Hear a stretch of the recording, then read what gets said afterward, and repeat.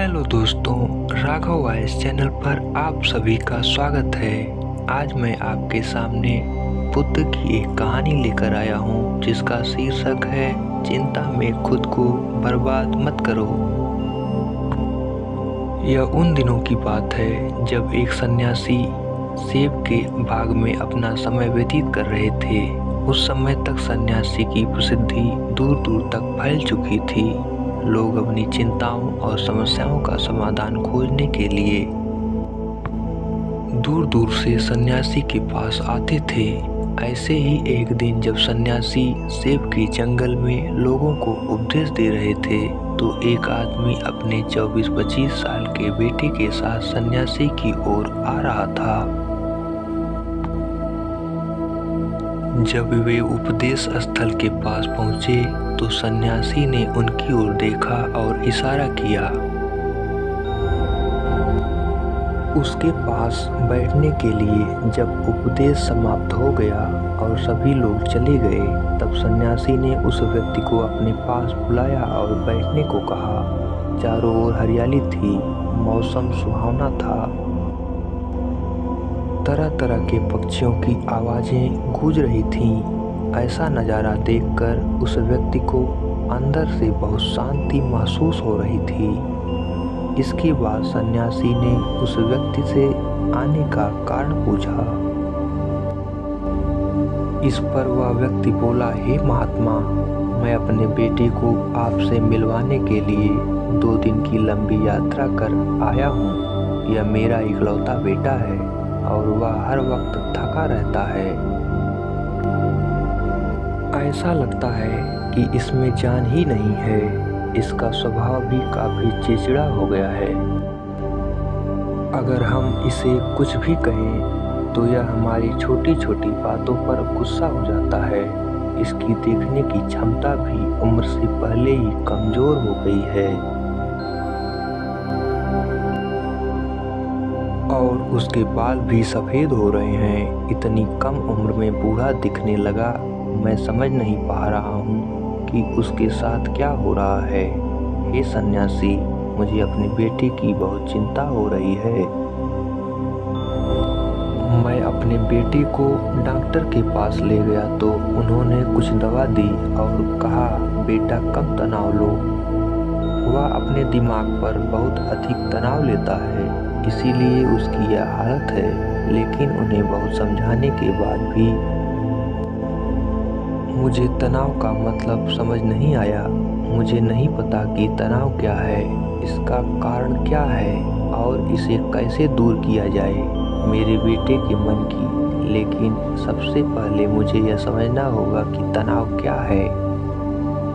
इसलिए मैं आपके पास आया हूँ। सन्यासी, कृपया मेरी समस्या का समाधान करें। यह सुनकर सन्यासी ने उनके बेटे को बहुत ध्यान से देखा, उसकी आंखों को देखा, फिर उसके हाथों की नाड़ी भी जांची। ये सब अनुष्ठान करने के बाद सन्यासी ने उस व्यक्ति से कहा कि तनाव कोई भी नहीं लेना चाहता, लेकिन फिर भी यह तनाव व्यक्ति के दिमाग को दीमक की तरह जकड़ लेता है और व्यक्ति को पता भी नहीं चलता कि वह तनाव में है।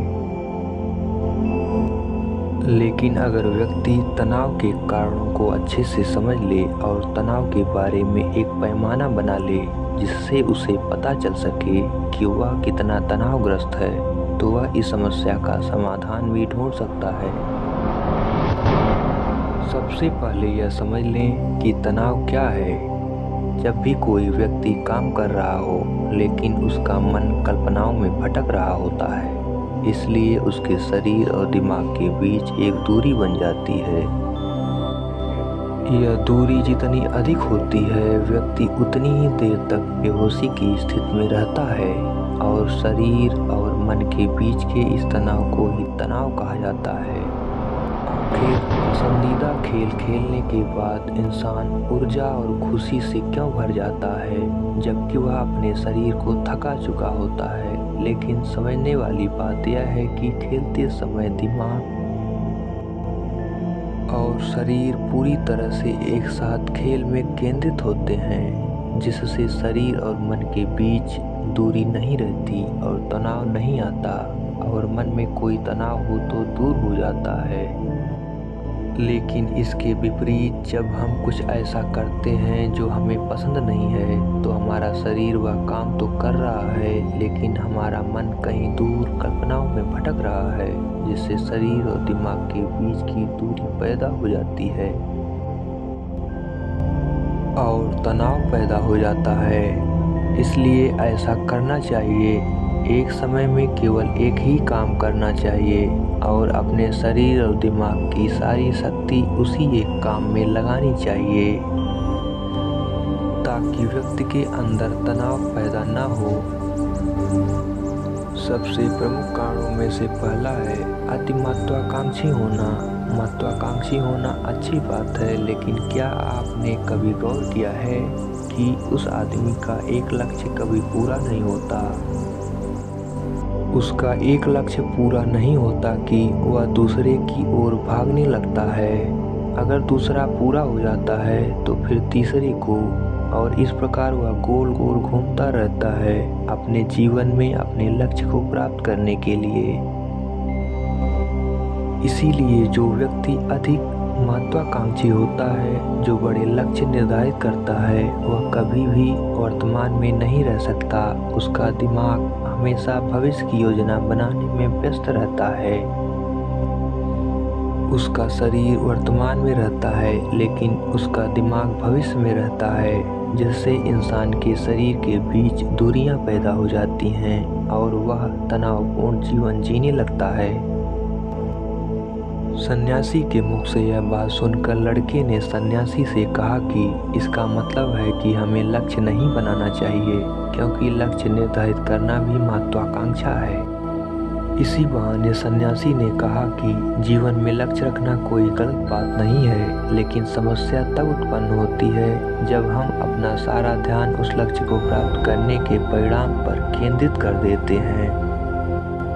व्यक्ति को वर्तमान में जीना चाहिए, एक लक्ष्य निर्धारित करें और उस लक्ष्य को प्राप्त करने के लिए कड़ी मेहनत करते रहें, लेकिन साथ ही आपको यह भी ज्ञान होना चाहिए कि आप अभी भी वर्तमान में जी रहे हैं और वर्तमान सत्य है। सन्यासी ने आगे कहा कि ईर्ष्या तनाव का एक और बड़ा कारण है। जब कोई व्यक्ति ईर्ष्या और ईर्ष्या से भर जाता है तो उसका मन अंदर ही अंदर सड़ने लगता है। ईर्ष्या एक आंतरिक घाव है, यानी मन का घाव। इंसान के शरीर का घाव तो ठीक हो सकता है, लेकिन मन का घाव कभी नहीं भर सकता। इसलिए कभी भी दूसरों की उन्नति और खुशी से ईर्ष्या नहीं करनी चाहिए, क्योंकि ईर्ष्या तनाव का कारण बनती है। इसके बाद सन्यासी ने तनाव का अगला कारण बताया और कहा कि अरुचिकर काम भी मन में तनाव पैदा करता है। जो काम हमें करना पसंद नहीं है, उस काम में हमारा मन नहीं लग पाएगा, हमारा शरीर वहीं बैठ जाएगा, लेकिन हमारा मन कल्पना की उड़ान भरता है, जिससे शरीर और मन के बीच दूरी पैदा हो जाती है और व्यक्ति तनावग्रस्त हो जाता है। इसलिए व्यक्ति को हमेशा अपनी रुचि के अनुसार ही कार्य करना चाहिए।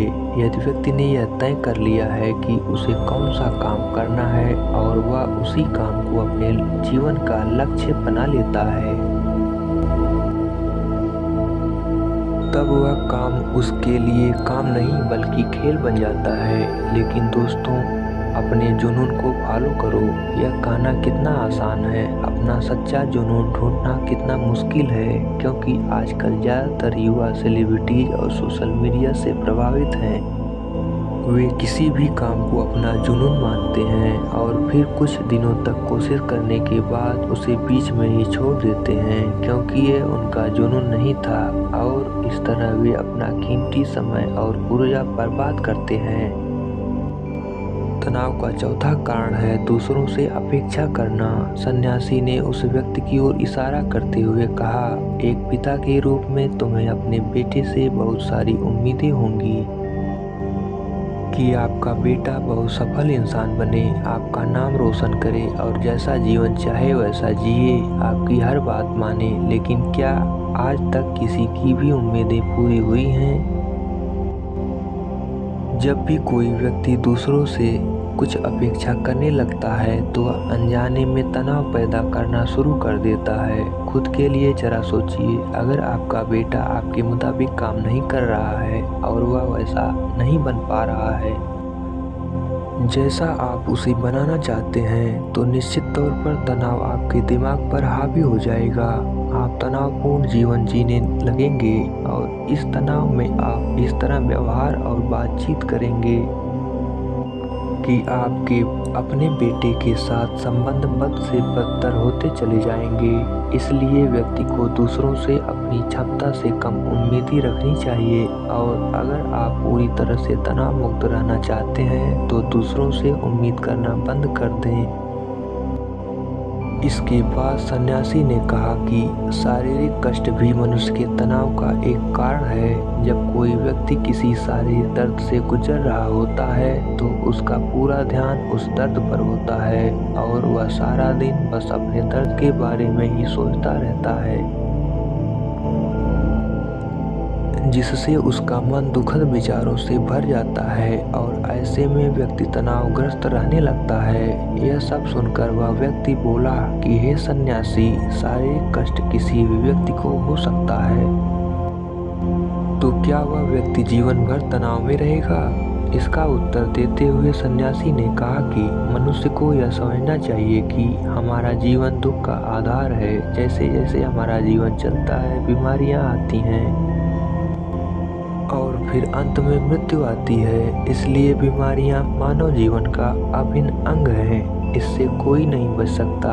यह बस किसी के जीवन में समय से पहले आता है और किसी के बाद आता है, लेकिन सबके पास आता है। जब मानव मस्तिष्क इस बात को अच्छी तरह से समझ जाएगा तो तब उसे अपनी बीमारी के बारे में सोचकर ज़्यादा तनाव नहीं लेना चाहिए, क्योंकि यह हमारे जीवन का अभिन्न अंग है और इसके लिए शारीरिक व्यायाम का अभ्यास करते रहना चाहिए और स्वस्थ जीवन शैली को भी अपने जीवन में जगह देनी चाहिए, जिससे उनका शरीर लंबे समय तक स्वस्थ रहकर ठीक से काम कर सके। तनाव का अगला कारण है अपनी योजनाओं को समझने के लिए समय न देना। कुछ लोगों के मन में यह विचार घर कर जाता है कि वे बिना सोचे समझे उस पर काम शुरू कर देते हैं और जब उन्हें उस काम में सफलता नहीं मिलती तो वे तनाव से भर जाते हैं, क्योंकि उन्होंने उस काम को शुरू करने से पहले उस काम के बारे में पूरी जानकारी इकट्ठा नहीं की थी। किसी भी कार्य को शुरू करने से पहले व्यक्ति को उसके अच्छे और बुरे परिणाम के बारे में ठीक से विचार कर लेना चाहिए। व्यक्ति को यह भी अच्छे से सोचना चाहिए कि यदि यह योजना सफल नहीं हुई तो इसके बाद मैं क्या करूँगा। इसलिए व्यक्ति को अपनी योजनाओं को समझने के लिए पूरा समय देना चाहिए ताकि बाद में वही योजना तनाव पैदा न करे। तनाव का सातवां सबसे बड़ा कारण टाल मटोल है। आज का काम कल पर डाल देना। आपने यह कहावत तो सुनी ही होगी कि आलस्य मनुष्य का सबसे बड़ा दुश्मन है। मनुष्य अपने आलस्य के कारण आज के काम को कल पर टाल देता है और फिर टालना उसकी आदत बन जाती है। टाल मटोल करने वाले का काम कभी भी समय पर पूरा नहीं होता है और अगर किसी कारण से भी हो भी जाता है तो उतना अच्छा नहीं होता जितना अच्छा हो सकता था और फिर यह बात इंसान के अंदर तनाव पैदा करती है। लेकिन आखिरी समय पर टालना या ना करना एक आदत है, इसलिए न चाहते हुए भी व्यक्ति बार बार इस आदत का शिकार हो जाता है और फिर काम को टालता रहता है और फिर जब वह काम की समय सीमा नज़दीक आ जाती है तो वह उस काम को पूरा करने की कोशिश करता है। इसलिए तनाव मुक्त रहने के लिए व्यक्ति को काम को टालने की आदत को छोड़ना होगा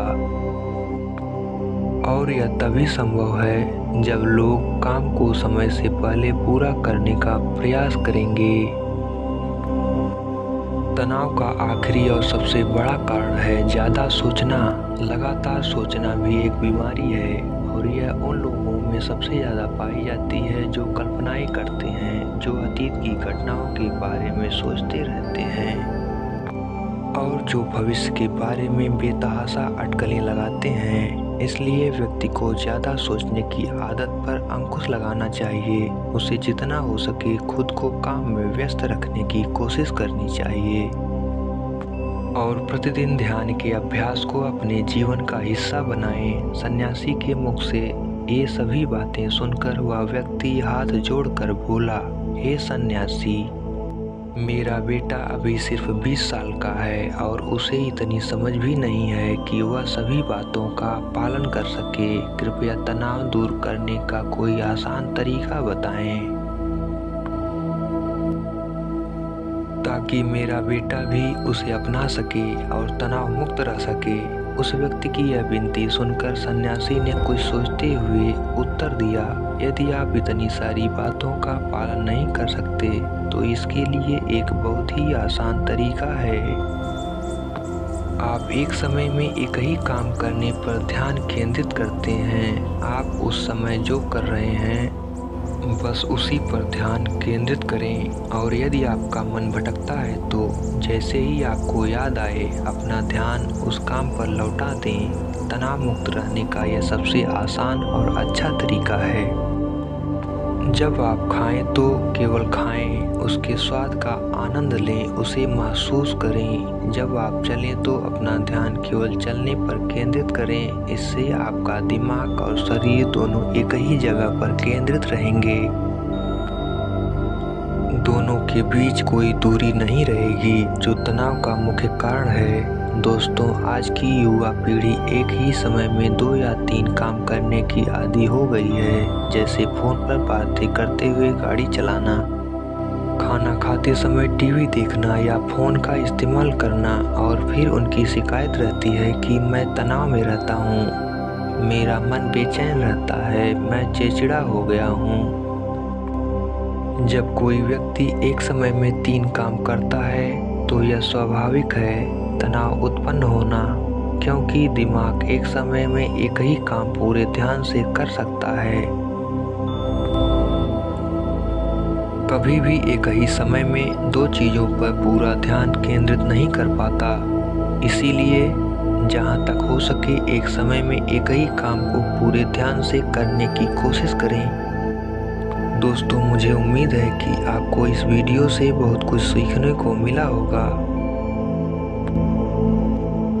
तो दोस्तों, ये आर्टिकल आपको कैसा लगा हमें कमेंट में ज़रूर बताएं और मेरे चैनल को लाइक, शेयर एवं सब्सक्राइब करना ना भूलें। धन्यवाद। आपका दिन शुभ हो।